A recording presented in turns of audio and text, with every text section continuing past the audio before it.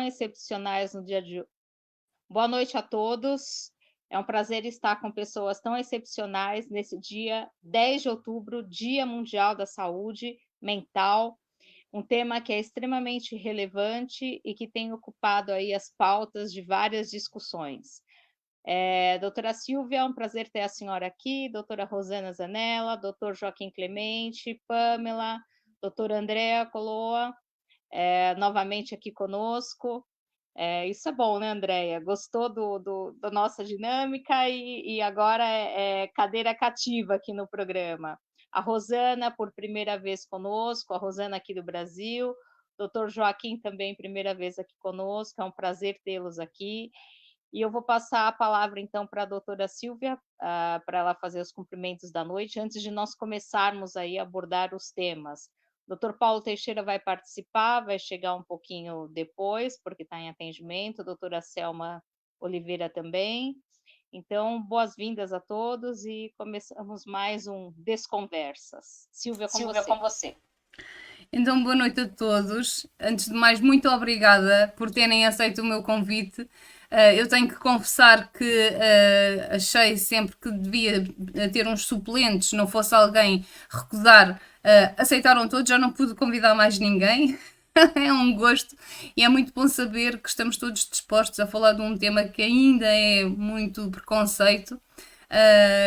Não fosse também uma das mensagens que nós recebemos nas nossas publicações, para que todos tivessem acesso e soubessem que iria haver esta conferência e alguém achou que estávamos a chamar-lhe louco. Portanto, para vocês verem que ainda há muito preconceito, as pessoas ainda associam nós querermos passar a informação a estarmos a considerar essas pessoas loucas, e isso só nos diz que nós precisamos mesmo de informar, passar o nosso pouco conhecimento, trocarmos aquilo que nós sabemos e ficarmos todos a saber um bocadinho mais. Obrigada por estarem aqui comigo e obrigada a todas as pessoas que nos vierem assistir, e peço por favor que coloquem questões, porque nós estamos aqui também para vos esclarecer. E Soeira, agora é contigo. Silvia, você tocou num ponto que, como sempre, né, bastante relevante, que é a questão do estigma que há dentro daquilo que as pessoas consideram como doenças mentais, né? Nós temos aí esse estigma de que uma questão mental é associada à loucura, quando não, né?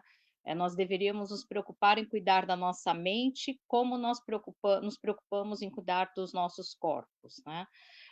Então, nós já colocamos em programas anteriores, não é, Silvia, a importância de vigiar os pensamentos, que é o que alimenta a nossa mente, e a preocupação também com essa questão do autoconhecimento. E nós temos hoje um cenário que é muito triste, que a questão de ansiedade, depressão, casos cada vez mais crescentes de suicídios, principalmente entre jovens. Nós temos aí, hoje eu vi uma notícia de que mais uma dessas cantoras de K-pop, né, que é uma febre agora entre os coreanos, 29 anos, se suicidou. Então, quer dizer, tratar desse assunto de saúde mental prova todos os dias que é uma questão de extrema relevância. Então, para abrir esse nosso congresso, eu vou convidar a doutora Rosana Zanella para falar. Ela é psicóloga, mestre em psicologia da saúde, professora universitária de graduação da FMU e pós-graduação no Instituto Sede Sapient e Unixul. Organizadora e coautora do livro em Gestalt Terapia, e ela atua também atendendo no consultório, né? Atende adultos, crianças e adolescentes. Rosana, eu vou passar a palavra para você, mas assim, eu tenho uma curiosidade sobre o que é essa Gestalt terapia. Você pode aproveitar para explicar um pouquinho para nós o que é essa modalidade de terapia? A palavra é sua, Rosana. Boa noite a todos, um prazer estar aqui, agradeço o convite, uma honra estar participando deste Desconversas, eu sigo vocês há tempos, e, na verdade, a palavra é Gestalt, não tem uma palavra, não tem uma tradução para o Brasil, para português, é uma abordagem onde nós talvez, em vez de falar saúde mental, seria mais apropriado falar em saúde existencial, onde nós consideramos a pessoa como um todo. Nós temos da fenomenologia a questão de que as pessoas são seres no mundo. O mundo nos muda, nós mudamos o mundo, que vai nos mudando. Qualquer acontecimento que tenha no nosso corpo, nos nossos pensamentos, nas nossas emoções, interferem com o nosso todo. Se você cortou o dedo, você pode ficar o dia inteiro com dor de cabeça porque você cortou o dedo. Somos holísticos, somos holos de um todo. Então, na verdade, a Gestalt terapia é uma abordagem que trabalha muito no aqui e agora, nas emoções, no que está acontecendo agora, no que aconteceu lá e então, no passado, mas que reverbera neste presente, tá? Então, nós queremos, como todas as abordagens, o bem-estar das pessoas, dos nossos pacientes, dos nossos clientes, como o Rogers diria, mas foi uma abordagem fundada por Fritz Perls, tá? Na década de 60, quando houve que teve o seu apogeu por ocasião da Guerra do Vietnã. Então, a cada acontecimento no mundo, cada acontecimento nos afeta. E agora nós temos tantas coisas tristes acontecendo no mundo, mas devemos olhar também para a polaridade saudável. Se temos coisas tristes, como é que nós podemos transformar em coisas alegres? O que de saudável nós podemos ter na nossa vida para cuidar das nossas feridas, nos nossos sentimentos, nos nossos pensamentos e tudo que nos afeta. Vamos cuidar de nós, vamos gostar de nós. Isso é o principal para ter saúde mental, para ter saúde existencial. Não sei se eu dei conta do que você queria saber, Soira. Sim, foi bem interessante essa sua percepção, né? E essa sua colocação da psicologia dentro do contexto holístico. Dentro dessa, qual a importância que você enxerga para essa discussão, Rosana, da questão da saúde? Eu vou usar o seu termo que eu achei muito interessante, da saúde existencial. Por que você acha que é importante nós tratarmos dessas questões, como a Silvia tem tratado toda semana, né, dentro do Desconversas? Por que você acha que essas ações são importantes? Olha, é importante, eu acho que primeiro a gente vir e pôr a cara a público para conversar bastante sobre saúde mental, saúde existencial, fazer prevenções e nos encontrarmos com pessoas, encontrarmos com jovens, encontrarmos com crianças, pais e mães de crianças, adultos, pessoas mais longevas, que cada vez a expectativa de vida está cada vez maior, né? Então, os sentimentos que nós temos devem ser muito cuidados. Hoje a gente tem tanto suicídio, tantas automutilações, tantas pessoas que se machucam. Primeiro, não só por depressão que as pessoas ficam, mas talvez também por não terem com quem conversar, não terem onde desabafar, onde falar das suas emoções, dos seus sentimentos. Para onde é que eu vou quando eu não estou bem? E será que eu preciso estar bem sempre? Porque o mundo nos traz alegria, mas nos traz tristezas. A vida é uma montanha-russa. Nós temos coisas ruins, e os jovens, principalmente os jovens, atualmente, têm muita pouca... não aguentam muito a frustração. querem as coisas muito de imediato. Essa história de amor líquido em que tudo desaparece, tudo tem que ser o tempo que eu quero, isso acaba me prejudicando. Como é que é exercer um pouco de paciência? Como é que eu ensino as minhas crianças a terem um pouco de paciência, a lidar com a frustração? Então, se nós pudermos ter rotinas, a natureza tem rotina, dia e noite. Se nós pudermos ter boa alimentação, se nós pudermos fazer coisas diferentes, eu não estou bem, o que eu posso fazer? Conversar, ver quem é a minha rede, que a gente chama de heterossuporte, né? É um heterossuporte, a nossa rede de amigos, de família, de pessoas que nós podemos conversar. E se eu não posso conversar, e se essa família, essa rede de amigos não dá conta, por que não procurar um serviço profissional? Por que não procurar uma terapia? Mas tem algumas coisas do dia a dia importantes. Quer ver só? Experimenta um dia que você for numa sorveteria, escolher aquele sorvete que você nunca tomou. Comece a cuidar de você de uma forma positiva, né? De uma forma em que você cuide do seu bem-estar. Faça caminhadas, né? Tenha, e principalmente, se afaste de pessoas tóxicas. A gente tem mania, às vezes, de querer mudar o outro. E tem gente boa, mas tem gente que nos traz uma toxicidade e nós precisamos também aprender a nos despedir dessas pessoas.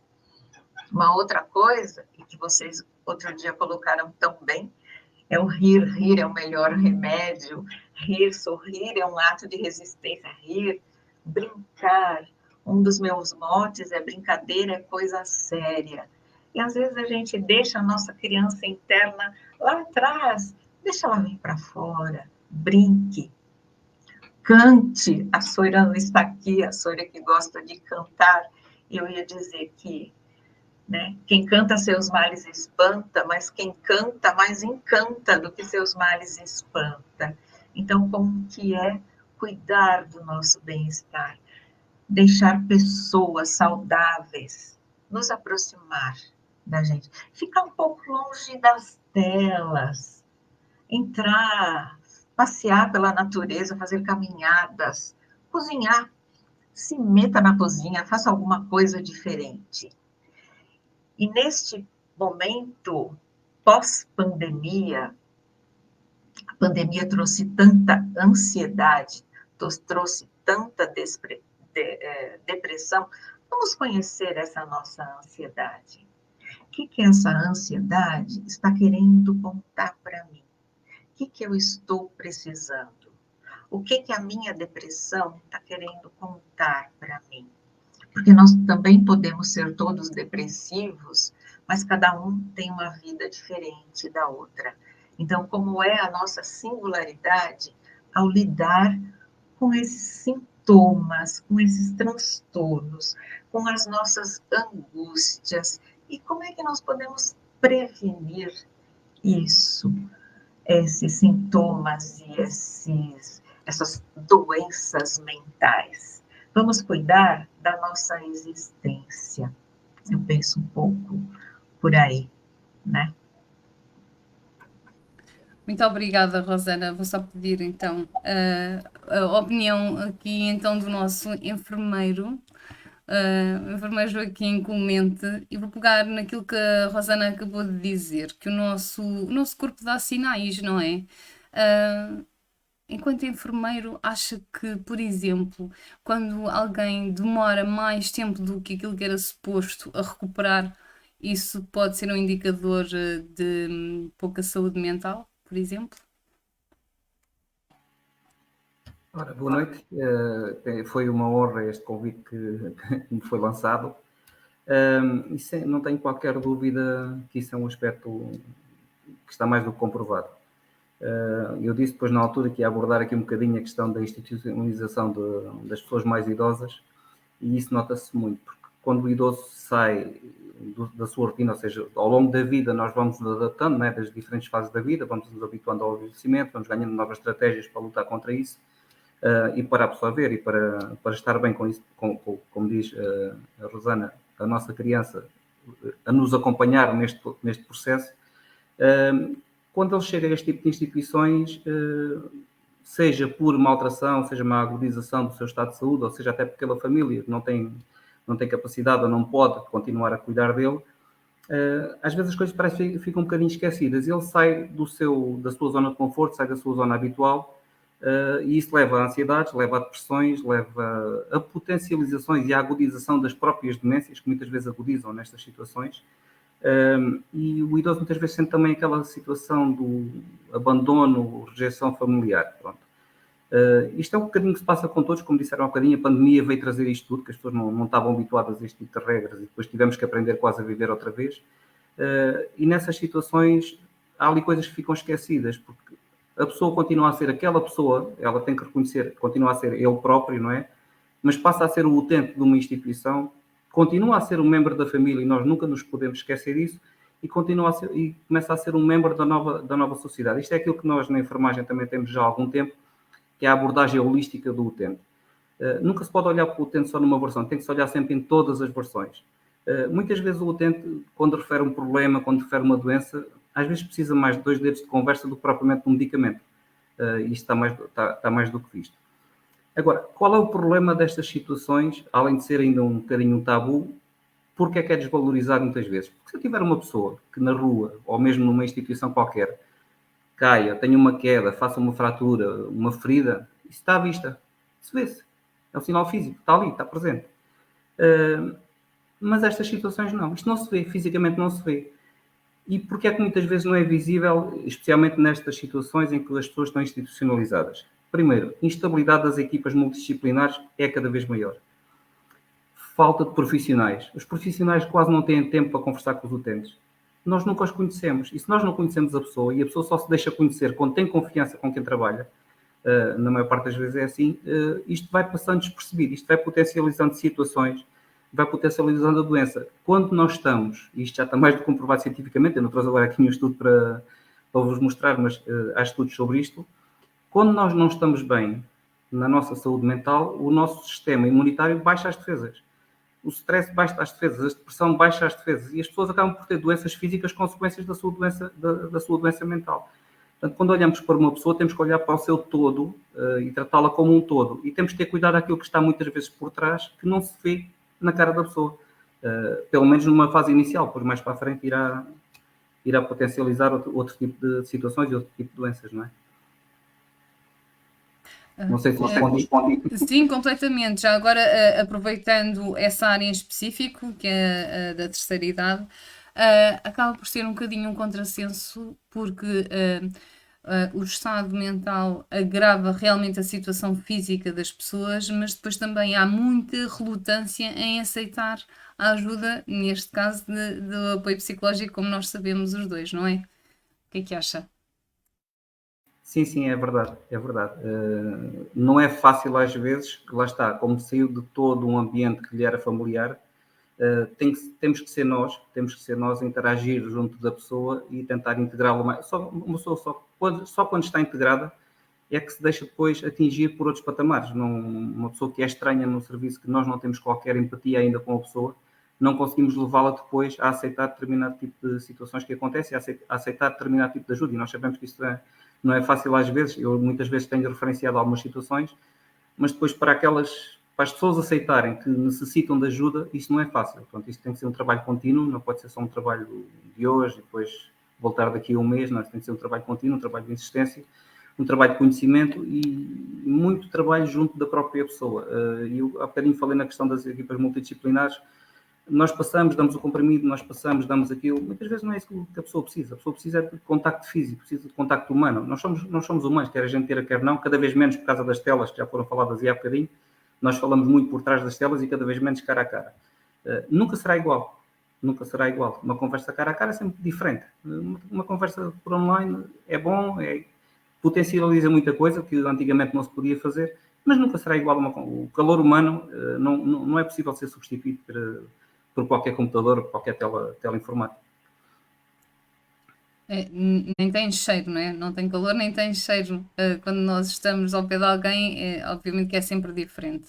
Podemos dizer também que, desculpe, que as pessoas que estão institucionalizadas, para além de já terem sido privadas de tudo, quando lhes é sugerida o apoio psicológico, elas encaram isso como mais uma fragilidade. Elas já se sentem piores fisicamente e por isso é que tiveram que deixar as suas casas, porque caso contrário, se elas fossem autónomas, podiam manter-se nelas.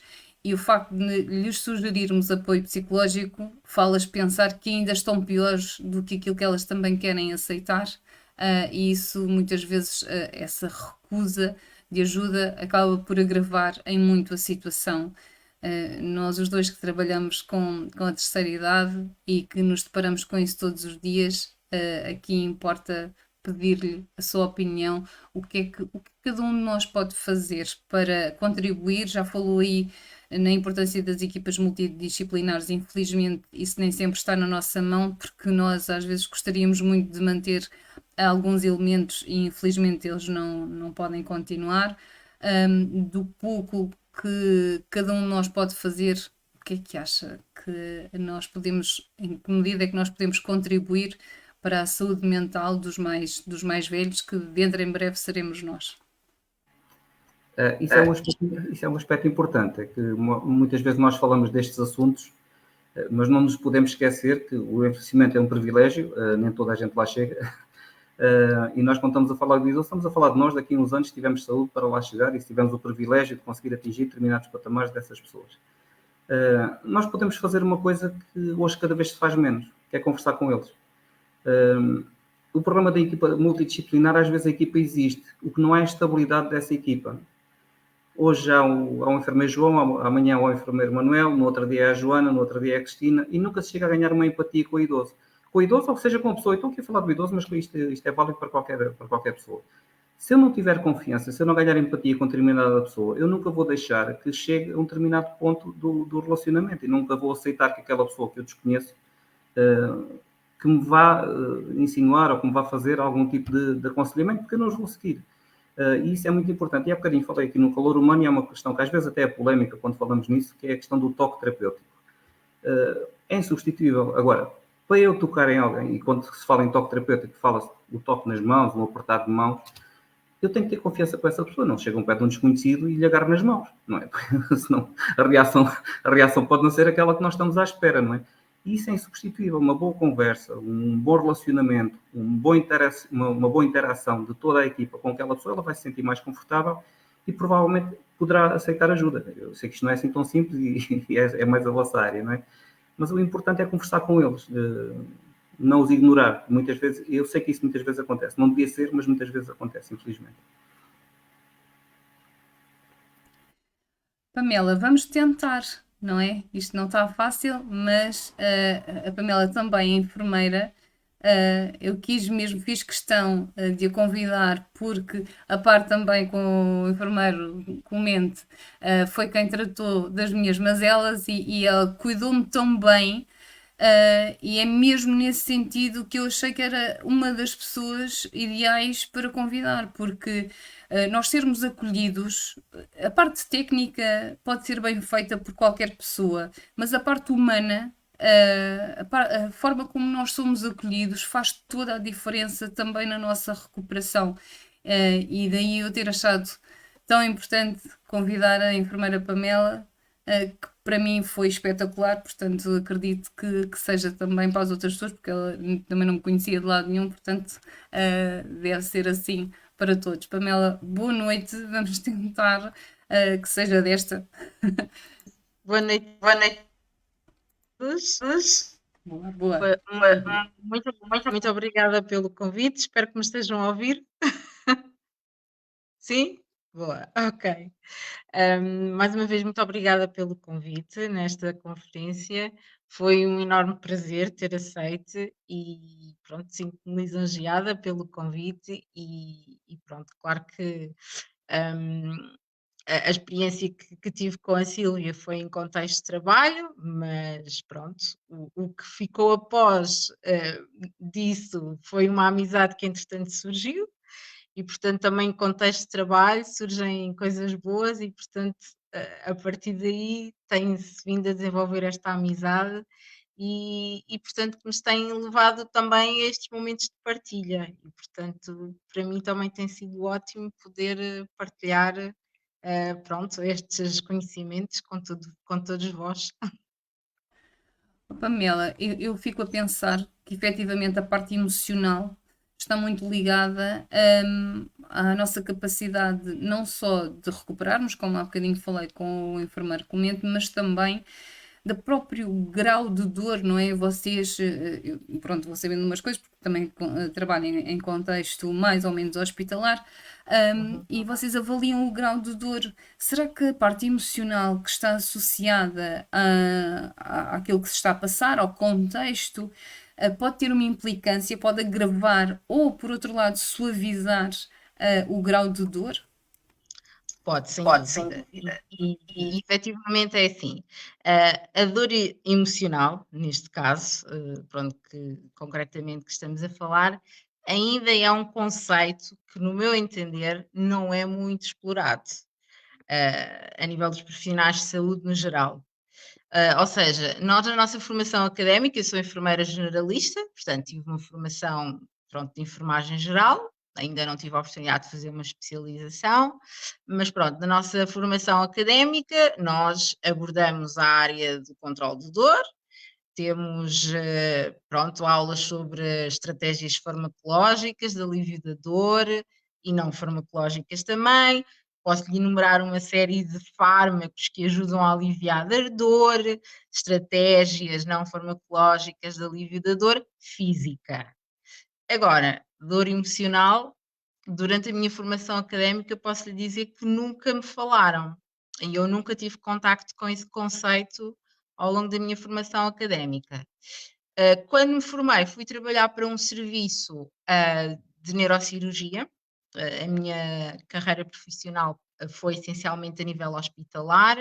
Tive 11 anos no serviço de neurocirurgia, um serviço com pronto, uma componente emocional muito grande, bastante desafiante nesse sentido, e portanto foi aí que eu tive de facto contacto com esse conceito, em que esse conceito surgiu na minha vida, inclusivamente a nível pessoal também, porque vivi uma situação pessoal, que foi a perda do meu irmão, precisamente com uma doença, um tumor cerebral, seguido no meu serviço, e portanto foi um acontecimento traumático na minha vida que gerou em mim uma dor emocional que me levou entretanto a uma depressão.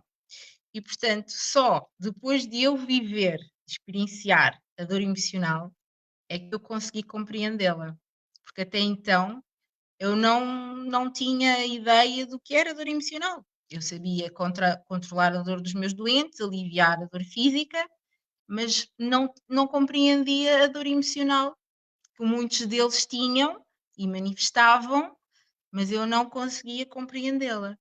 E hoje, depois da experiência que eu tive a nível pessoal, tenho a certeza que a dor emocional condiciona o processo terapêutico dos doentes, sem dúvida alguma. Muito bem, bem-vinda, Soira, novamente. Soira, não sei se queres intervir, vou-te dar a palavra, porque entretanto fizeste aí um interregno.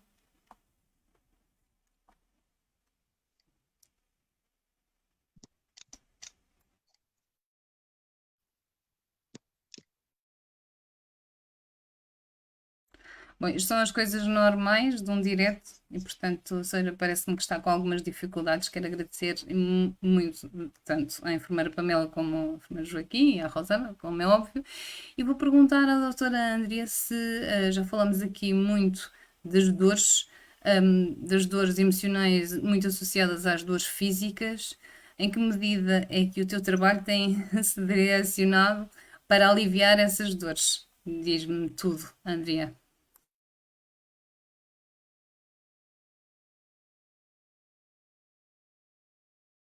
André, tens que ligar o micro. Tanto tempo a pensar que não tinha o micro ligado, que é o que acontece. Bem, eu estava a dizer boa noite a todos. É mais uma vez um gosto de estar aqui, mais uma vez um gosto de ter sido convidada, especialmente hoje com este painel gigantesco que eu não estou habituada, mas é realmente muito mais rico termos aqui todo tipo de formação, mesmo até dentro da psicologia e como, sem ser dentro da psicologia, pessoas com esta experiência, não é? Com outra ideia, outras vistas e outras vivências, eu acho que é sempre muito bom. Bom, eu gostaria de pegar dentro da minha... Eu não vou falar em faixas etárias, porque eu trabalho com todas as faixas etárias, eu trabalho, para quem não me conhece, eu trabalho em vários contextos em que abranjo também a parte institucional, logicamente, mas também tenho depois como prática clínica e intervenção na psicologia do desporto, portanto, tenho assim uma vasta área de abrangência.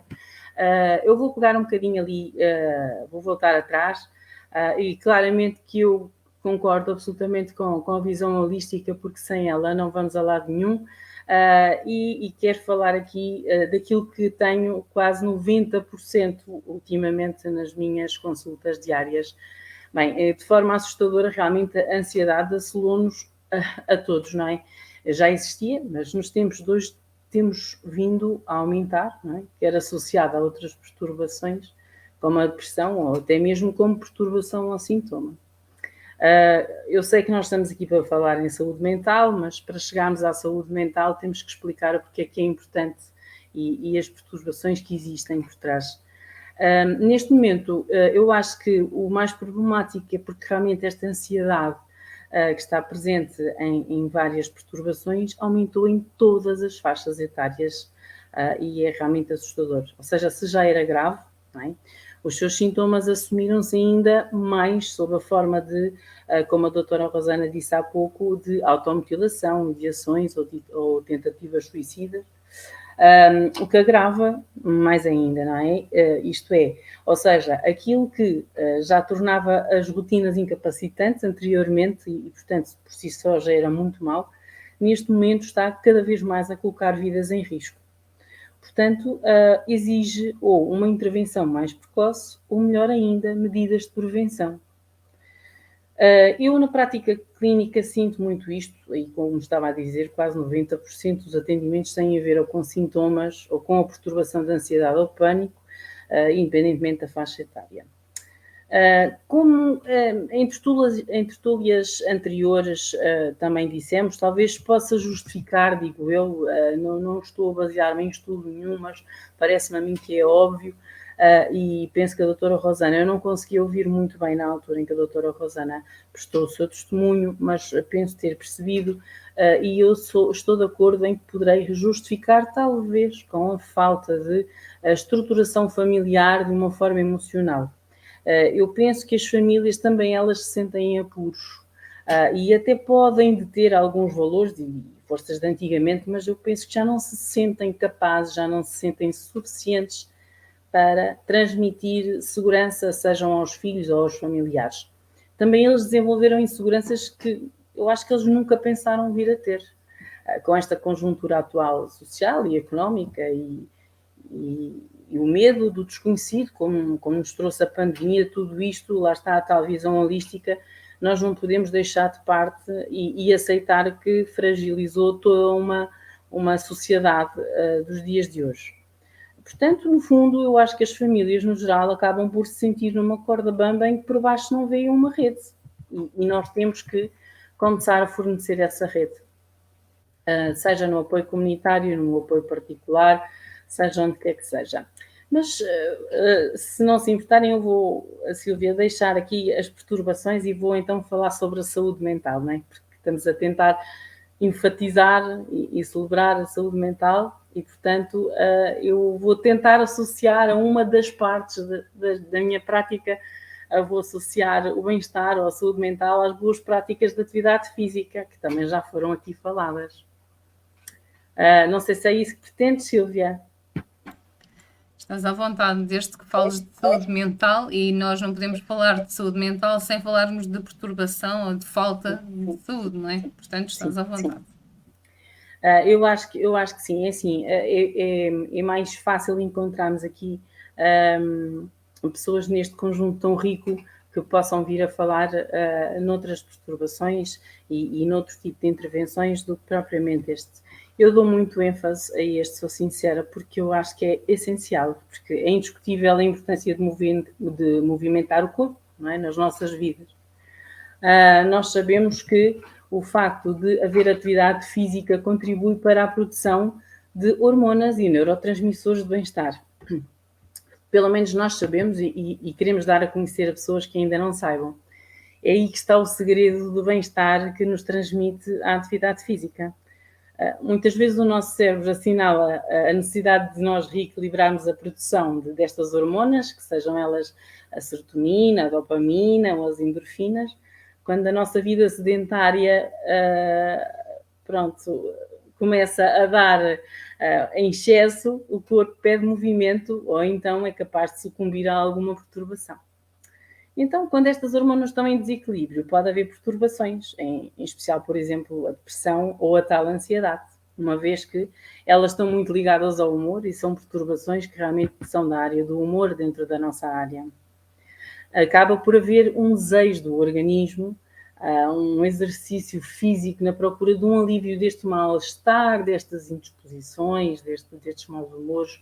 Às vezes, quando pensamos que vai ser bom descansar e estar ali todo dia no sofá, vai ser tão bom, mas de repente ficamos mal-humorados, ficamos, como costumamos dizer, neuróticos até, e não, eu vou ter que me levantar, vou dar uma caminhada, vou passear o cão, vou sair com os amigos, preciso de apanhar ar, qualquer coisa. É o nosso corpo que nos está a pedir essa facilitação, essa formação dessas hormonas para nos trazer esse bem-estar, essa sensação de felicidade. Há exemplos tão simples quanto o sentar, o levantar, o andar, o subir escadas, o carregar objetos, ou atividades aeróbicas, como, por exemplo, dançar, caminhar, pedalar, correr. Pronto. A atividade física, no fundo, reduz o stress, porque vai controlando o nosso cortisol. O cortisol é necessário e é bastante bom que ele esteja bem equilibrado para que haja facilitação nas aprendizagens, para que facilite uma boa memória, para que não haja uma necessidade de apetite em excesso, não é? Para que haja uma adequação de peso e apetite. Naturalmente, sabemos que a atividade física relaxa o corpo e a mente, o que é ótimo na ansiedade, não é? Porque a ansiedade tem tendência para que fisicamente nos traga muita tensão a nível muscular, especialmente na nossa parte aqui mais das costas, não é? Esta parte toda vai ficando mais tensa e tudo o que nos traga algum alívio a nível de uma boa função circulatória nas zonas musculares mais tensas, poderemos ter vantagens com isso. Portanto, acabamos por melhorar também a qualidade do sono. É só vantagens, as atividades físicas. E também nos traz disciplina de organização mental ao nível de tarefas, tempo a gerir e rotinas. Reforça-nos a autoestima, dá-nos mais autoconfiança. Essa autoconfiança por si só vai-nos trazer uma autonomia e construção de defesas saudáveis. Isto em todas as idades, mais especialmente em pessoas idosas, como estavam a falar há pouco, tem também a vantagem de diminuir a progressão de demências ou declínio cognitivo e, portanto, é bastante importante. Para terminar, digo-vos que pessoalmente, como lido com a intervenção em psicologia do desporto, não é? Porque para além da prática clínica no Clube da Acrobática, tenho tido a prova de que mais do que um escape, e os escapes são importantes, todos nós sabemos que sim, é essencial que haja um desenvolvimento físico e emocional, bem como reparador. Porque reparem, este clube de que vos estou a falar não são só jovens, também existem adultos a frequentar. E muitas vezes também em clínica privada. Também tenho a necessidade de complementar a intervenção ao acompanhamento de depois de identificar a origem do tipo de ansiedade, de encaminhar para vários tipos de atividade física, como por exemplo, a parte da defesa pessoal, da autodefesa, que eu considero uma prática muito completa e muito, muito rica, e neste caso tenho a vantagem de ter referências acerca do instrutor e, portanto, eu sei que posso contar com este trabalho em conjunto. Nós podemos trabalhar a autoestima, a autoconfiança, a tomada de decisão, o controle de raiva, o foco, a perda da impulsividade, não é? Depois poderíamos ter também outras práticas como o yoga, o reiki e o pilates, embora também o façamos em clínica, eu pessoalmente faço sob a forma de relaxamento psicossomático muitas das vezes, para relaxamento e controle de respiração. E temos ainda, em especial nas idades mais tenras, os desportos de equipa, para perturbações de relacionamento, sejam elas a inibição social, ou o excesso de confiança, ou a resistência nula à frustração. Portanto, sem dúvida nenhuma, que eu acho que a atividade física é uma coisa, para além de ser excelente e saudável, que nos traz muita felicidade e está diretamente ligada ao nosso bem-estar e à nossa saúde mental. Não sei se me querem questionar sobre alguma coisa, se me querem pôr alguma dúvida, ou se querem falar sobre outra coisa. Queria pegar aí numa questão que tem tudo a ver com aquilo que a Rosana disse, que tem a ver com a parte holística, não é? Se nós pensarmos que quando estamos bem a nível físico, isso também nos alivia as nossas dores mentais e nos desfoca daquilo que nos está a macerar, então obviamente que nós somos um todo e é mesmo muito importante nós nos proporcionarmos o nosso bem-estar. Falaste aí daquilo que eu tenho insistido sempre, que é nós nos ouvirmos, nós nos conhecermos, nós nos percebermos e darmos as respostas certas às nossas questões, para quando, por exemplo, a nível alimentar, a nossa fome ser de um determinado nutriente e nós ingerirmos um doce, por exemplo, ou se efetivamente nós associarmos que aquilo que nós precisamos é de descanso e se calhar aquilo que nós precisamos não é de descanso. Poderá ser lazer, mas esse descanso não tem que ser necessariamente sentados num sofá durante uma tarde inteira e aquilo que não nos fará bem e que eventualmente até nos fará dormitar e faz-nos acordar com dor de cabeça, por exemplo, não é?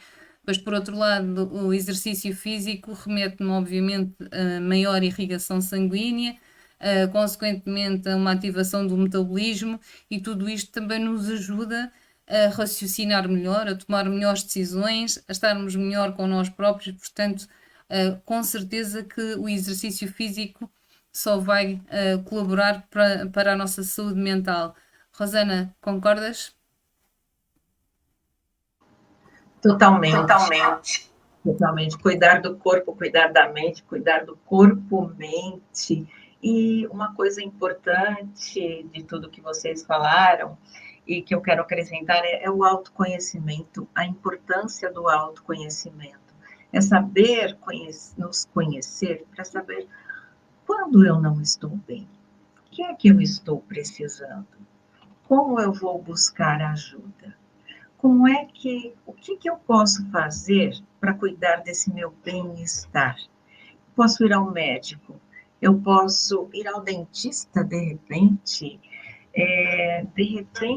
eu preciso de um psiquiatra, de um neurologista, de um psicólogo, eu preciso fazer psicoterapia, mas junto a tudo isso, o que eu posso fazer com o meu corpo? Como é que eu posso me agradar, né? Às vezes uma coisa pequena, assistir um vídeo comendo pipoca, assistir um jogo de futebol, assistir TV e até o portão de casa, olhar as estrelas. Quanto tempo faz que a gente não olha as estrelas nessa correria do nosso dia a dia? Talvez desacelerar um pouco, mas principalmente esse autoconhecimento, é saber quando nós não estamos bem. E se eu sei que eu não estou bem, eu vou procurar ajuda. Eu não posso negar os meus sintomas, o que está acontecendo comigo. a ansiedade, tão dita, a doença da moda atualmente, a gente pode dividir entre a ansiedade normal. Para estar aqui, talvez eu tenha tido um pouco de ansiedade, mas que não me paralisa. Mas a ansiedade patológica me paralisa. E, ao mesmo tempo, aquela coisa que está em moda, eu carregar na bolsa um ansiolítico. Será que eu preciso? Né? E como é que eu posso fazer com o meu corpo? Como é que eu cuido do meu corpo? Será que eu fecho os olhos embaixo do chuveiro, tomo banho com a luz apagada? Como é que é isso? Só sentir as sensações, massagear os pés, pegar um creme, massageie seus pés te levam para tudo quanto é lugar. E preste atenção aos seus sintomas, ao seu corpo. Diz aí, André. Eu gostaria de acrescentar esta parte do vosso aspecto. Eu acho que há pouco se praticava o pensamento psicossomático, tinha bastante a ver com isso, não é? Com a consciência do próprio corpo, em que há aquela em que nós damos alguma terapia e ensinamos ao cliente a conhecer as partes do corpo, a dar-lhe alguma ajuda em cada atividade e realmente ele pode fazer o mesmo, a dar continuidade em casa. E muito tempo um familiar para fazerem isso conjuntamente, porque é muito importante ter essa consciência de como procurar esse bem-estar, que eu acho que é muito importante. Outra das coisas que eu vou aproveitar, só este bocadinho ter interrompido, e peço desculpa, Rosana, é que eu esqueci-me de referir uma coisa que é muito importante para quem é completamente contra os químicos, o que eu acho que não se deve ser extremista, e claramente que sempre que os podemos evitar será sempre melhor, mas nem sempre é possível. No entanto, quando uma atividade física é bem feita, bem acompanhada, bem escolhida, dependente da capacidade e dos gostos da pessoa e da motivação, muitas das vezes ela consegue por si só, juntamente, não por si só, mas juntamente só com psicoterapia e evitando os psicofármacos, se for de ligeira a moderada, ela consegue ser curada a partir da atividade física juntamente com psicoterapia. E é por isso que é muito importante a detecção destas perturbações no início, para que também possamos evitar e que possamos combater com coisas mais saudáveis. Pronto, era só isto que eu queria acrescentar, que há pouco me esqueci. Bom, Rosana, eu vou só pedir licença para introduzir aqui a presença do nosso convidado, Dr. Paulo Teixeira, e como ele só teve a oportunidade de chegar agora, e já vou pedir, entretanto, novamente a palavra aos outros convidados, mas dizer-lhe só resumidamente que temos estado aqui a falar, obviamente, em saúde mental, mas de uma forma holística, na importância dos cuidadores, no impacto que as emoções têm também a nossa dor emocional tem um impacto na nossa dor física, na atividade física, na importância da atividade física e também das questões da ansiedade. Nós ouvirmos o nosso corpo e tentarmos perceber o que é a ansiedade patológica e o que é a ansiedade normal. Deixa-me só fazer aqui uma pequenina questão que tem a ver precisamente com a ansiedade. Eu tenho falado muito sobre a ansiedade, talvez porque cada vez seja maior o número de pessoas ansiosas. É importante perceber que nós temos que lidar com a ansiedade. A ansiedade é boa, ok? Não vamos conotar a ansiedade como uma coisa horrível, porque nós precisamos da ansiedade, porque se mediante uma questão perigosa nós ficarmos impávidos e serenos, não é nada bom para a nossa saúde. Nós precisamos mesmo de nos assustar, de nos precaver, de nos preparar, de nos defender, eventualmente de fugir ou de lutar com relação às situações. Nós precisamos realmente de acelerar o nosso metabolismo, ficarmos mais atentos, termos mais capacidade de reação e, portanto, a ansiedade nós não a devemos descartar. Mal de nós, se a partir do momento que começamos a ter ansiedade, nós a aniquilarmos imediatamente com químicos, porque então passa-nos um trator por cima e nós nem sequer vamos dar conta disso.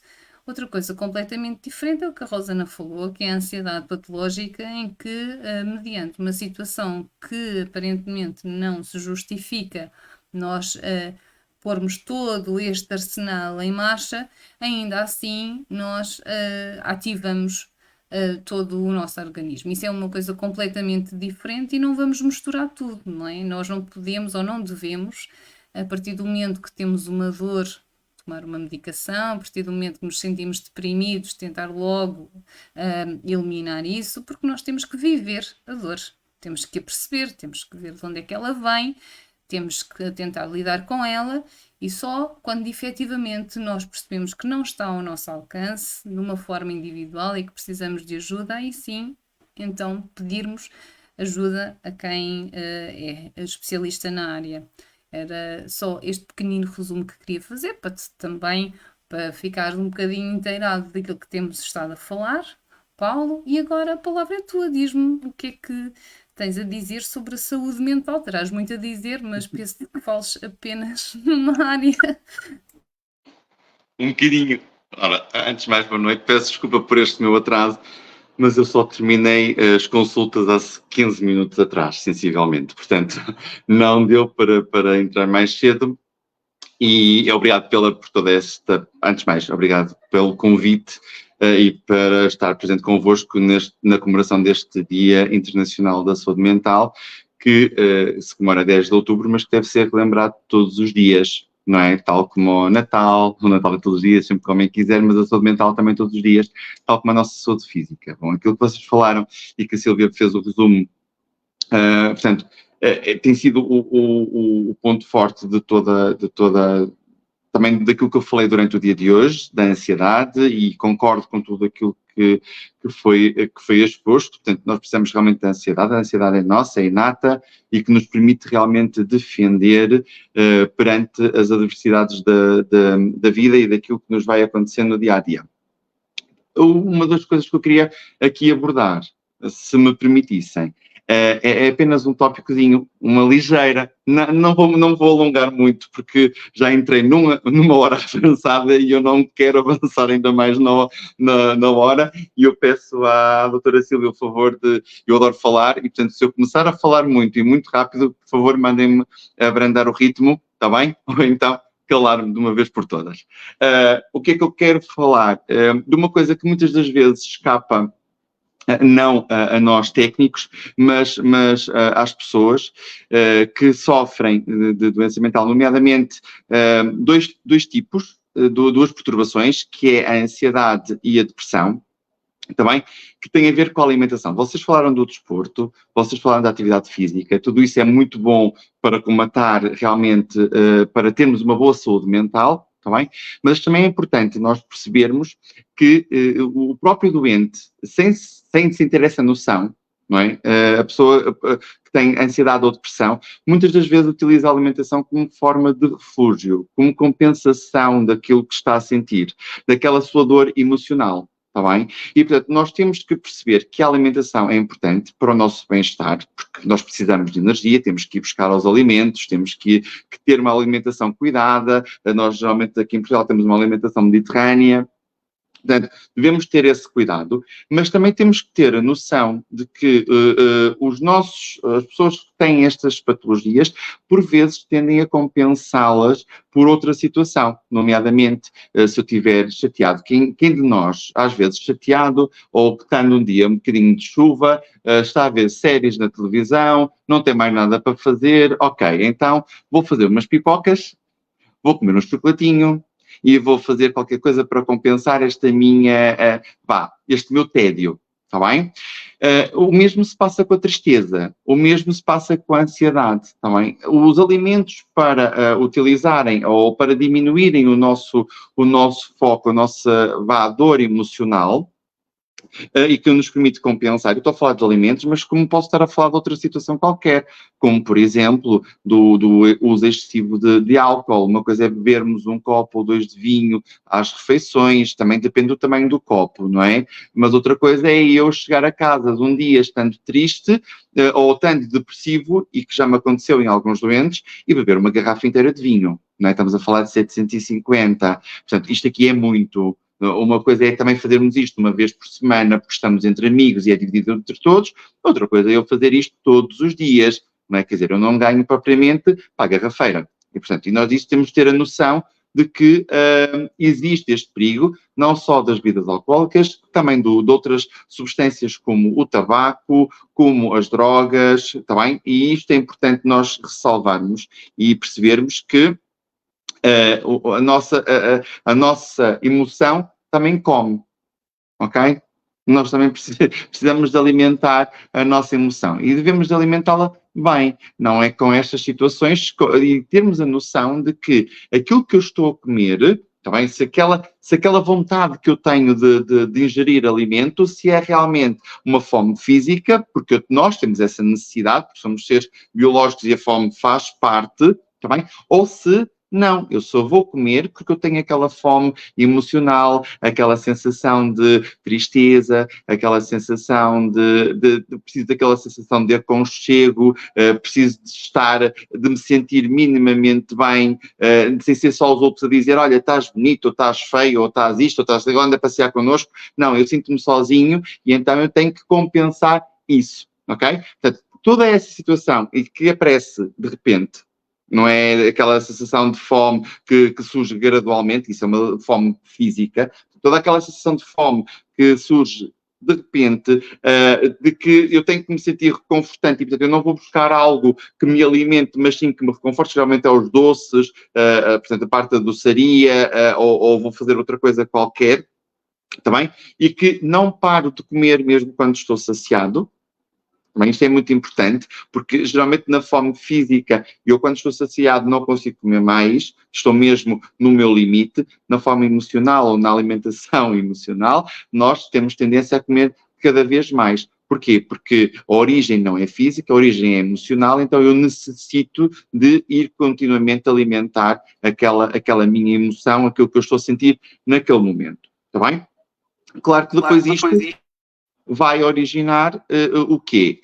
Frustração, não é? Porque eu como e chego ao fim e continuo na mesma insaciado, porque a minha parte emocional continua sem estar satisfeita, não é? Portanto, aqui convém realmente termos a noção disto, e eu queria realmente hoje, no dia de hoje, consciencializar as pessoas que nos estão a ouvir para esta situação, para nós conseguirmos destrinçar, e vocês falaram no início que convém destrinçar aquilo que são sintomas ansiosos, daquilo que não é sintomatologia ansiosa patológica, do que é normal, também, e isto também convém fazer parte do nosso leque. O que é normal eu sentir fome porque já estou muitas horas sem comer, ou eu sentir fome porque realmente estou com uma carência afetiva, estou com uma carência emocional, está bem? E, portanto, eu preciso saber isto, eu preciso entender isto para também conseguir perceber que emoções é que eu estou a ter, fruto daquilo que eu possa estar a ter numa patologia, numa depressão, de uma ansiedade, ou mesmo porque eu posso estar num momento triste. Mas reparem, se eu estiver num momento triste hoje, sem ser contínuo no tempo e no espaço, e se eu me apetecer um chocolate, ok, isto não faz de mim uma pessoa com carência afetiva, também isto faz de mim um ser humano, ok? Se eu fizer isto recorrentemente ou frequentemente, portanto, eu já tenho que tentar perceber porque é que isso está a acontecer na minha vida, ok? E o que é que devemos fazer? Primeiro, tentar perceber realmente o que tipo de fome é esta, tentar fazer técnicas de relaxamento, relaxar, tentar desviar o pensamento para outras situações que nos possam desviar do momento da comida, da alimentação, está bem? Por exemplo, uma das técnicas que são utilizadas para quando existe este tipo de situação é, por exemplo, se estivermos a fazer uma refeição de faca e garfo, é utilizar o garfo na mão não dominante para que nós demoremos mais tempo a fazer as coisas, a partir a comida, por exemplo, para levarmos à boca. Está bem? Em vez de colocarmos o garfo numa posição assim, com os dentes para cima, colocarmos com os dentes para baixo, que nos vai obrigar também a ter aqui alguma dificuldade. Está bem? E realmente fazer intervalos durante as refeições, comer de uma forma pausada, vai originar uma maior saciação e uma maior demora no tempo da refeição e, portanto, o que pode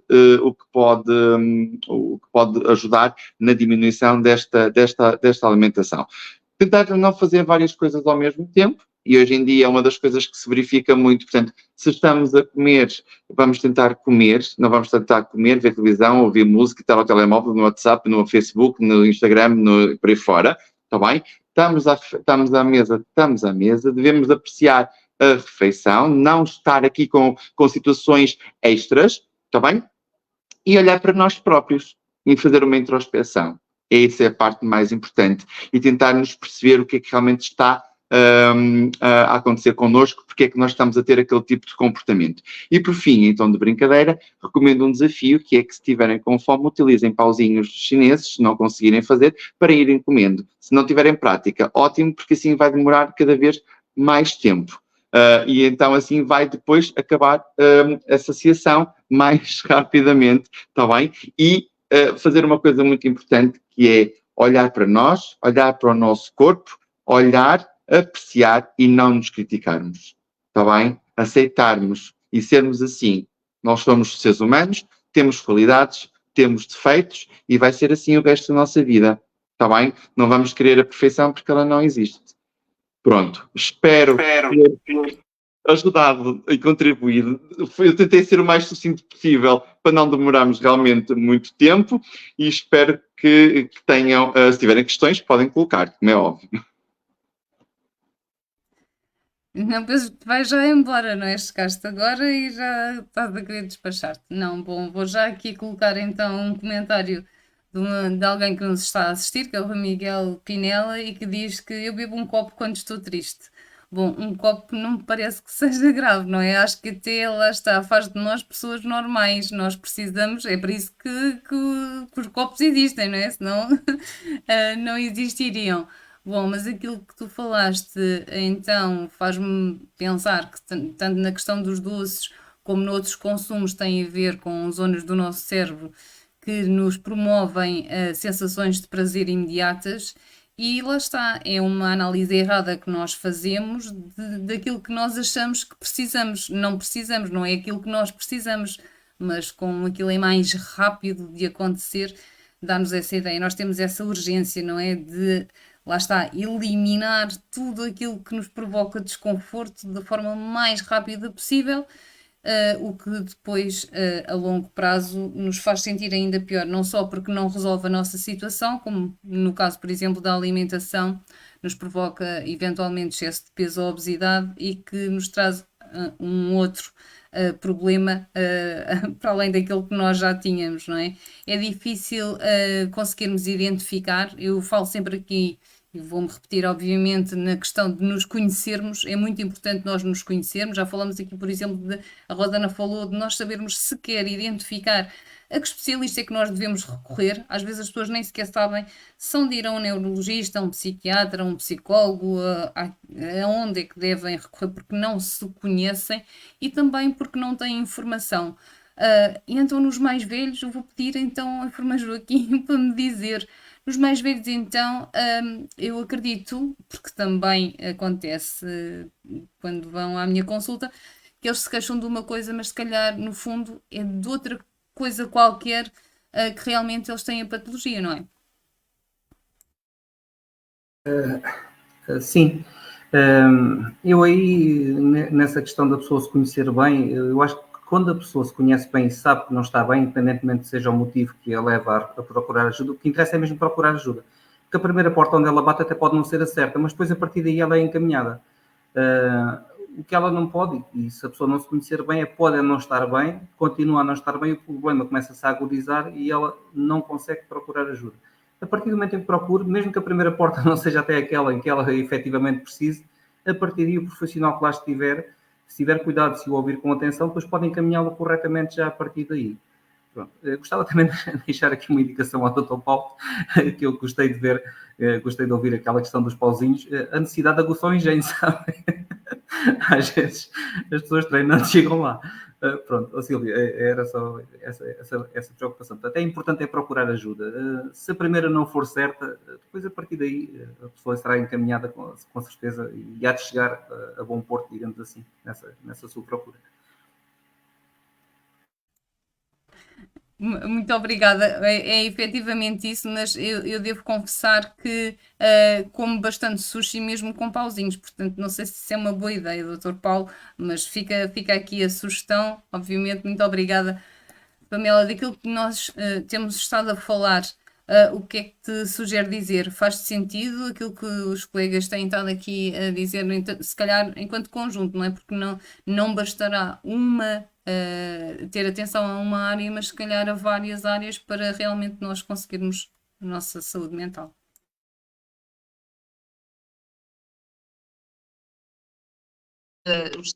Os temas abordados. Estão a ouvir? Silvia? Sim? Estão a ouvir? Sim, sem dúvida, todo o sentido. As intervenções têm sido riquíssimas e os temas abordados bastante pertinentes. Eu faço um bocadinho a ponte agora aqui com os profissionais de saúde, neste caso a enfermagem. Eu acho que este tema da saúde mental devia ser muito mais explorado a nível dos profissionais de saúde, neles próprios, porque nós, profissionais de saúde, hoje em dia, talvez sejamos a classe que mais necessita de cuidados. Somos gente que cuida de outros e precisamos de ser cuidados. E isso não está a acontecer. Precisamos de ser cuidados e, portanto, tem que haver uma intervenção maior, um olhar maior sobre os profissionais de saúde, porque nós temos que estar bem para cuidarmos dos outros, não é? E, portanto, é assim, a saúde mental é a base para nós estarmos bem, para fazermos o nosso trabalho, para desempenharmos bem o nosso trabalho. Porque se nós não estivermos bem, não podemos cuidar bem de ninguém que está nas nossas mãos, não é? Portanto, penso que sim, faz todo o sentido olhar a saúde mental como um todo, a gestão das nossas emoções. Temos que saber gerir as nossas emoções, porque quando não sabemos gerir, isso depois é uma bola de neve, não é? Tudo acaba por despenhar-se e, portanto, em todas as faixas etárias, não é? Em todas as fases da nossa vida. E, portanto, eu, pronto, enquanto profissional de saúde, faço muito este apelo para os profissionais de saúde. Muitas vezes nós esquecemos de olhar para o lado, para o nosso colega, e de perguntar ao nosso colega: estás bem? Precisas de alguma coisa? Basta uma palavra, porque às vezes essa pessoa só precisa que alguém nos pergunte: estás bem? Precisas de ajuda, não é? Porque nós muitas vezes não temos aquela capacidade, a iniciativa de pedir ajuda, não é? Porque esse é o primeiro passo, não é? Para iniciar um processo terapêutico, que é a própria pessoa conseguir pedir ajuda, mas se houver alguém que nos diga: precisas de ajuda, dar-nos a mão, muitas vezes é o primeiro passo para nós conseguirmos identificar que nós estamos bem e que de facto precisamos de ajuda. E, portanto, hoje que se comemora o Dia da Saúde Mental, a mensagem que eu deixo é olharmos todos para o lado e perguntarmos ao outro: estás bem? Precisas de ajuda? Posso fazer alguma coisa para te ajudar? Muito obrigada, Pamela. É isso mesmo, é muito importante esta temática, é mesmo muito importante, porque às vezes andamos um bocadinho em automático e não nos apercebemos das nossas limitações e que às vezes até podemos não só não estar a desempenhar bem as nossas funções, como eventualmente podermos até estar a prejudicar alguém negligentemente, sem nos darmos conta, por nós próprios não estarmos bem, principalmente com a falta de elementos, não é? Em termos de empregos, e há pessoas a sobrecarregarem-se, a fazerem o trabalho de 2 ou 3 pessoas. Não temos quase tempo para parar e para ajudar. Pamela, espera aí que eu não te estou a ouvir. Sim, já estou a ouvir. Abaixo, os poucos recursos humanos que existem é um fator que agrava, não é? Portanto, a precariedade do nosso sistema de saúde já é grande e isso leva a que haja cada vez mais problemas de saúde mental também, não é? Nos profissionais de saúde e na população em geral, claro, sem dúvida alguma. É isso mesmo, mas também é importante realmente nós olharmos em volta, não é? E é isso, quando alguém repara, é quase como se validasse que nós, sim, realmente já estamos a passar essa imagem aos outros e a partir daí então permitimos-nos pedir ajuda e iniciar um processo terapêutico, porque nós precisamos mesmo uns dos outros e precisamos de fazer bem o nosso trabalho. Nós, enquanto técnicos de saúde, seja em que área for, como costumo dizer, nós quase sempre recebemos as pessoas num momento de fragilidade e, portanto, temos mesmo a obrigação de estarmos bem para sermos capazes de auxiliar os outros. Vou passar, então, uma vez mais a palavra à doutora Andrea para dizer as suas palavras finais e para responder também qual é a importância que achas que tem, ou se é que tem, nós fazermos questão de relembrar e de quase de alguma forma privilegiar, que é aquilo que nós estamos a fazer, a dar o nosso tempo para marcar este Dia Mundial de Saúde Mental. Olá, mais uma vez, Sílvia, espero que estas não sejam as minhas palavras finais, a não ser aqui na conferência. Mas o que eu queria dizer, desculpa, mas pronto, tive que apanhar esta frase que achei o máximo. Antes de eu dizer as minhas palavras finais, aqui se calhar em tom de resposta à enfermeira Pamela, eu acho que realmente esta parte do aumento de burnout dentro das profissões tem sido uma coisa absolutamente incrível e assustadora, é verdade. Nós temos alguma facilidade, eu digo alguma facilidade porque ela nem sempre é exercida, que eu já falei aqui noutras tertúlias, que é a questão da nossa possibilidade de supervisão e, aliás, da nossa obrigatoriedade de supervisão enquanto profissionais de saúde mental. Claramente que eu, na altura, até referi, vivendo no interior, nem sempre tenho essa facilidade, porque sim, poderei fazê-lo de uma forma online, embora possa haver supervisores aqui nesta zona, mas julgo que posso não confiar e, portanto, também não é fácil. Acho que podemos sempre contar também com as tais equipas multidisciplinares, que eu acho que são importantíssimas, porque cada um na sua área poderá ajudar-nos a identificar aquilo que nós não conseguimos identificar em nós. Ou seja, eu neste momento trabalho com uma equipa multidisciplinar na instituição onde estou, que poderia ter realmente também mais alguns profissionais em termos de variedade, é verdade, mas eu sei que, por exemplo, se eu naquele dia estou ali um bocadinho estranha e nem sei identificar, eu sei que tenho outro profissional que não é dentro da minha área que me diz: estás a precisar de alguma coisa, anda cá que eu vou-te ajudar. Vou-te fazer umas massagens, eu vou-te dizer uma piada, vou-te contar uma história que aconteceu comigo, qualquer coisa assim. E, portanto, até nisso as equipas multidisciplinares trazem a sua riqueza. Portanto, eu acho que é bastante importante nestas situações de olharmos para nós, de tratarmos de nós e de evitarmos o burnout desta situação de entreajuda dentro dos profissionais de saúde, sejam eles de saúde física ou mental, porque naturalmente ela está junta, está complementar e é bastante importante e temos mesmo que partir para ela. Pronto, então vamos lá aqui ver as palavras finais. Silvia, com tanta conversa já me esqueci de qual era a pergunta que tu me estavas a fazer. Era em relação ao enaltecimento. Se tu achas que é importante marcarmos este dia.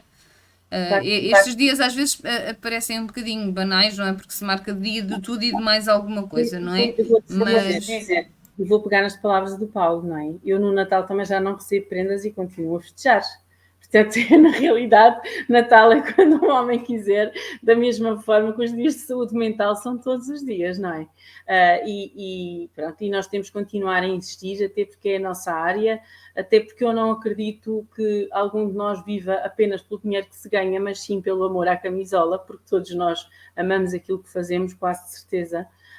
Não digo que seja todos os dias, porque há dias mais sensíveis que outros, mas nem que seja pela razão da paixão pela qual continuamos a trabalhar nesta profissão, temos que a defender. Nunca se sabe o que podemos ganhar com o facto de dar ênfase àquilo que é mais importante. Temos que crescer, na realidade, neste país temos que crescer, tem que nos dar importância e nunca se sabe. Água mole em pedra dura, tanto bate até que fura. Eu não vou desistir. Sim, eu vou-me repetir, até porque pode haver algumas pessoas que não assistiram ao início. Eu quando fiz a promoção da nossa conferência e quis publicar de maneira que todas as pessoas tivessem essa informação e soubessem que nós íamos falar sobre saúde mental, eu já tinha visto e a doutora Andrea chamou-me a atenção sobre um comentário de uma pessoa que disse eu não preciso de ajuda, se quiser procurar pessoas doentes, procure outras pessoas. E portanto isto diz-nos que realmente não só aquela pessoa demonstrou que efetivamente não está bem, mas também que existe muita falta de informação e mais do que isso, ignorância, porque eu distingo a ignorância do não saber, que é quando alguém, para além de não saber, não quer saber, não é? Não se interessa. E quando nós não queremos saber sobre nós próprios, não queremos perceber, mais que não seja se nos identificamos, se não nos identificamos, se aquilo nos faz sentido, se não faz, se nós nos enquadramos, se não nos enquadramos, eu acho que é importante. Existem temáticas, se calhar sou eu que estou a puxar um bocadinho a brasa à minha sardinha, mas eu acho que existem temáticas que têm mais ou que têm menos a ver connosco, mas a saúde mental é transversal, não é? Não existe ninguém a quem não possa interessar, não é? Pode haver algumas pessoas que gostam de automóveis, outras gostam de futebol ou de outra coisa qualquer, mas a saúde mental, independentemente de gostarmos ou não, interessa-nos e muito. E principalmente basta estar minimamente atentos para percebermos que estamos a piorar olhos vistos em termos de saúde mental, não só nós, mas também aqueles que estão à nossa volta. Já falámos aqui, a doutora Andrea também referiu a questão das famílias, não é? Temos que olhar à nossa volta, é assustador nós não, mais do que aquilo que acontece connosco, termos alguém com perturbação mental na nossa família, muito próximo de nós, e nós não podermos ajudar, principalmente quando essa pessoa, por exemplo, não quer ser ajudada, quando não reconhece a necessidade de ajuda e quando não permite que seja ajudada. É ainda mais assustador do que quando é connosco próprios e, portanto, mais que não seja por isso, é importante nós termos informação e sabermos onde é que nós nos devemos dirigir. Rosana, não as palavras finais, mas as finais aqui na conferência. Vou pedir para nos começarmos a despedir de todos e agradecer uma vez mais a ter aceito o convite daí, de tão longe, de perto de São Paulo, não é, Rosana? Do Brasil, de Santana do Sul, São Paulo, uma honra estar aqui em Portugal. Estou me sentindo em Portugal com esse sotaque delicioso da nossa terra-mãe, né? Eu gostaria de terminar agradecendo também e lembrando de um conto do Rubem Alves, um escritor brasileiro, que ele fala uma coisa assim: ostra feliz não faz pérola. O que quer dizer isso? Que nós devemos olhar para as nossas dores, e nós temos dores, e não adianta a gente negar que temos dores. Vamos olhar para elas e cuidar delas e transformar as nossas feridas em pérolas. E a outra coisa é uma frase do Sartre, que eu gosto muito, que é mais ou menos assim: não importa o que o mundo faz com você, mas importa o que você faz com o que o mundo faz com você. Então, vamos olhar as nossas feridas, vamos olhar as pessoas à nossa volta, quem está precisando de ajuda e como é que nós podemos chegar mais perto dessas pessoas para ajudá-las. É isso, fica aqui o meu carinho por vocês. Muito obrigada uma vez mais, Rosana. Enfermeiro Joaquim Clemente, senhor Tenente Coronel, aqui para nós. Faça favor. Olha, eu antes de mais foi mesmo um prazer muito grande estar aqui convosco.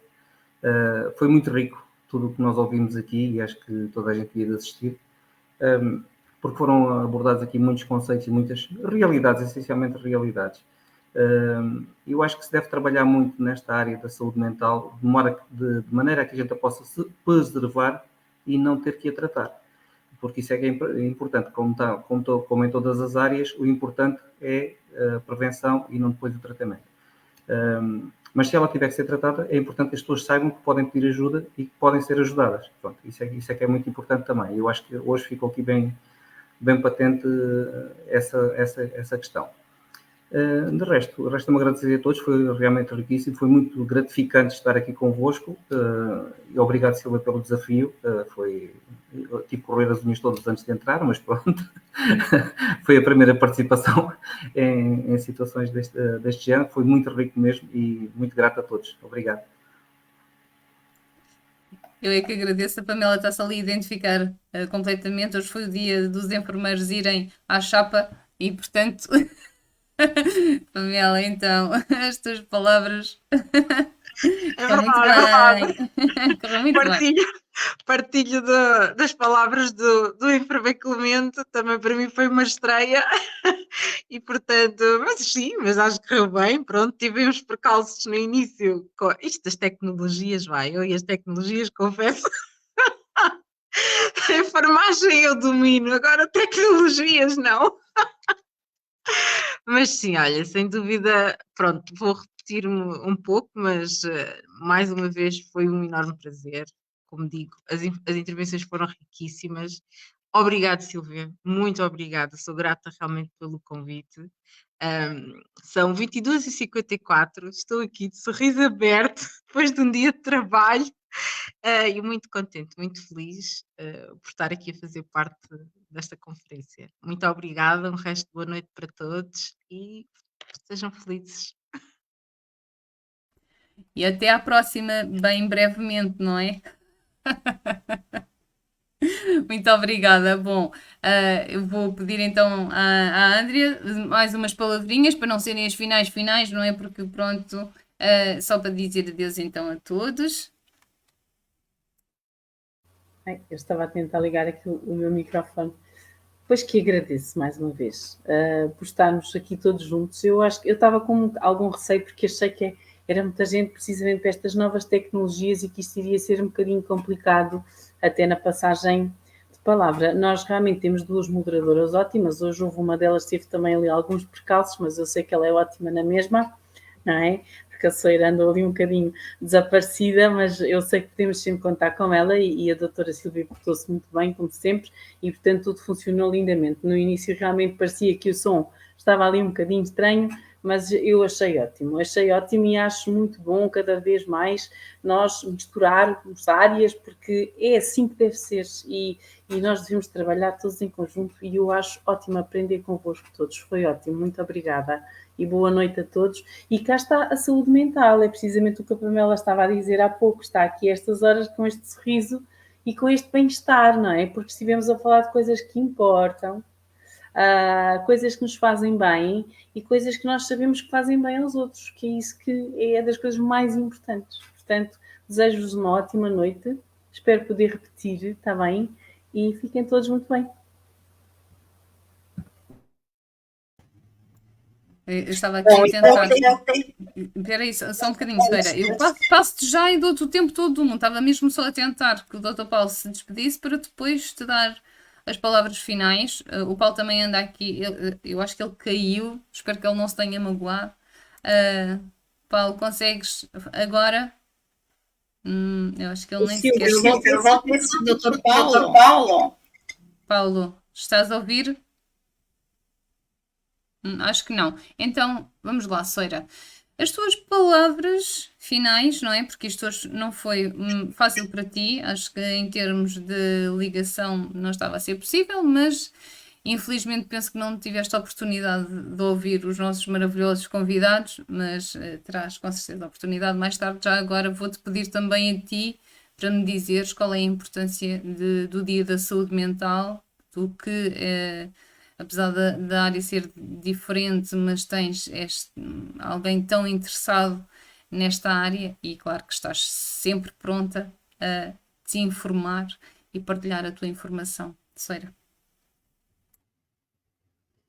Bom, eu acho que a importância da saúde mental é exatamente para enfrentar situações como a que eu enfrentei agora à tarde, né? Porque Eu tive problemas de energia elétrica aqui na nossa região, nós só estávamos ouvindo aqui as centrais de transmissões explodindo de um lado do outro, e nós tentando aqui, eu e a Silvia, administrar da melhor forma possível para que eu conseguisse entrar, mas no final deu tudo certo, né? Eu consegui entrar, lamentavelmente não consegui ouvir a fala de todos, eu fiquei muito chateada por isso, porque eu sei que são profissionais de altíssimo gabarito, né? Mas eu espero que nós possamos ter o privilégio de estar com vocês novamente em outros programas para tratar de outros assuntos, né? Eu entendo que essa questão da saúde mental, ela é essencial.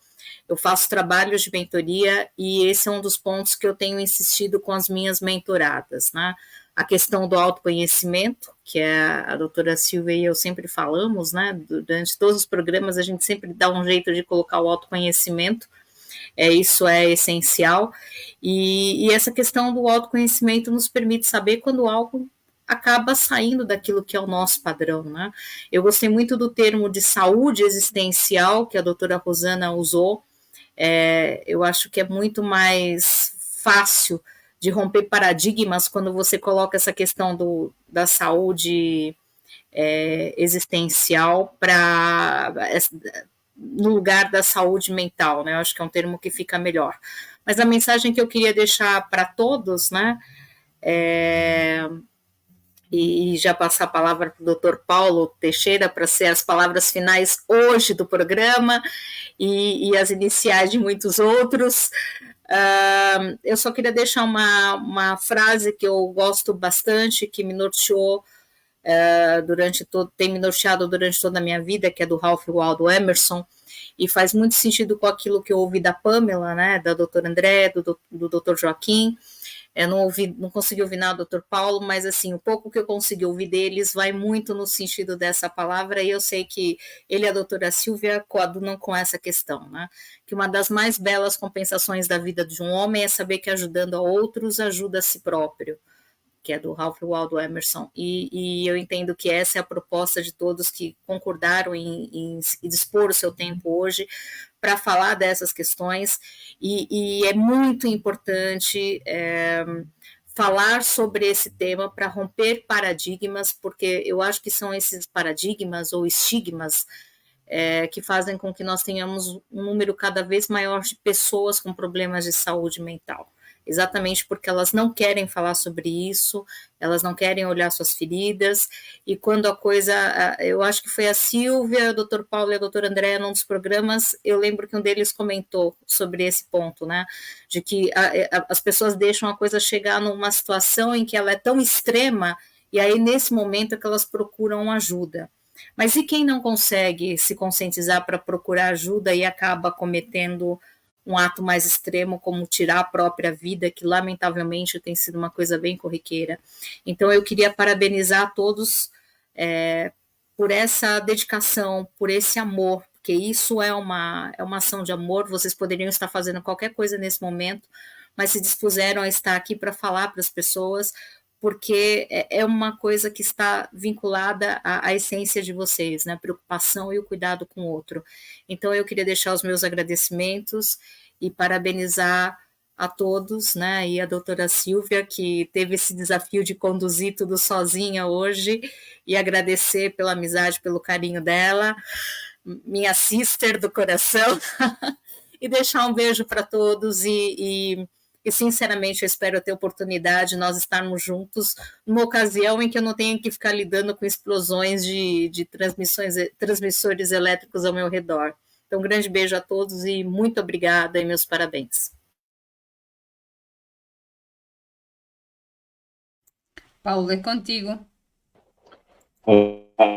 Pedir desculpa pela minha entrada e saída desta conferência e pelo curto espaço de tempo, mas como estamos a falar de saúde mental, pelo menos aqui temos uma situação em que...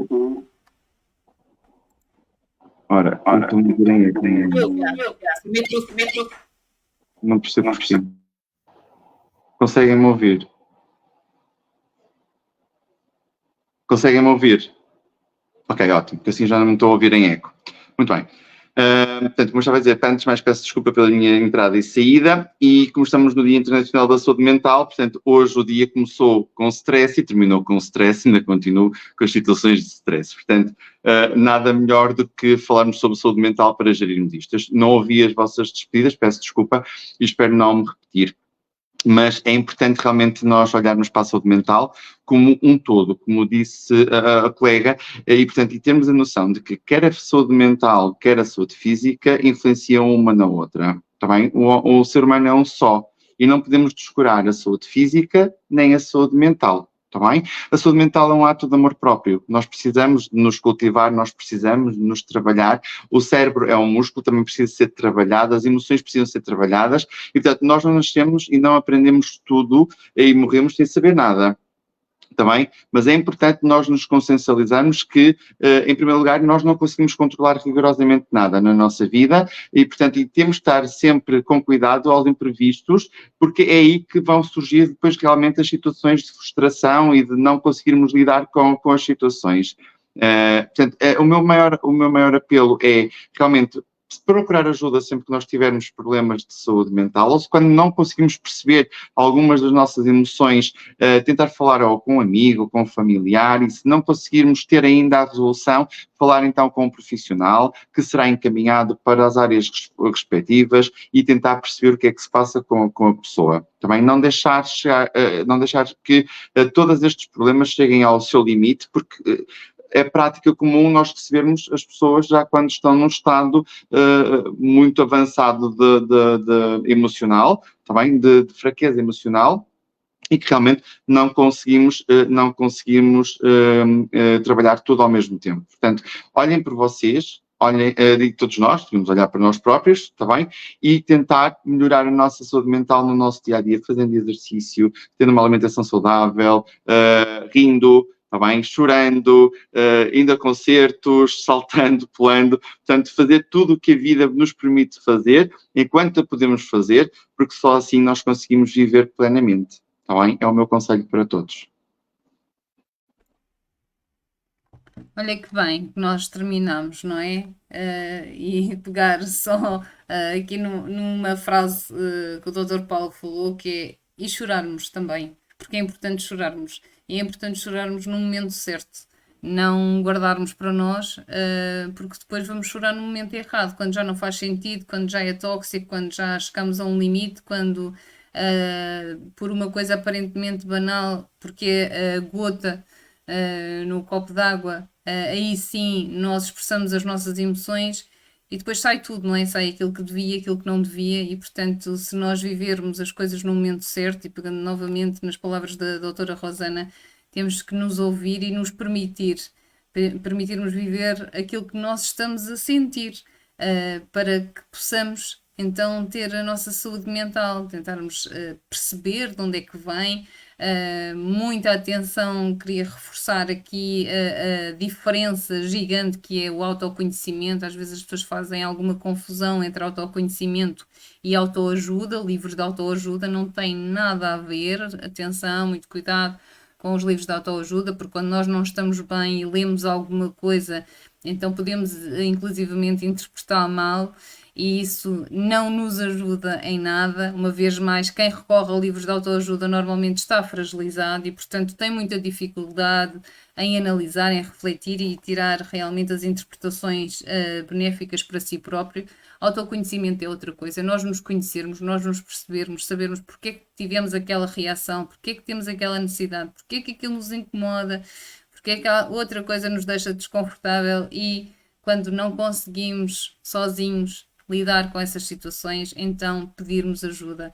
É essa também a mensagem que nós deixamos aqui. A minha mensagem é de agradecimento gigante, muito obrigada por estarem comigo. Para mim isto é muito importante, e mais importante ainda é estar com as pessoas que eu gosto. Não há aqui ninguém neste painel que eu não gosto muito.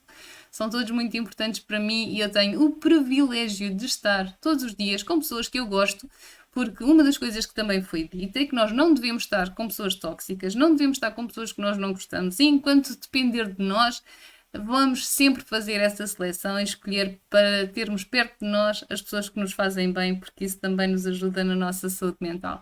Obrigada a todos e agora bom soninho, porque o sono, nós não falámos aqui sobre ele, vamos ter a oportunidade de o fazer, mas o sono, a qualidade do sono é muito importante e tem muito impacto na nossa saúde mental. Um bocadinho, sim, um bocadinho. Sim, um bocadinho. Um beijinho a todos e obrigada.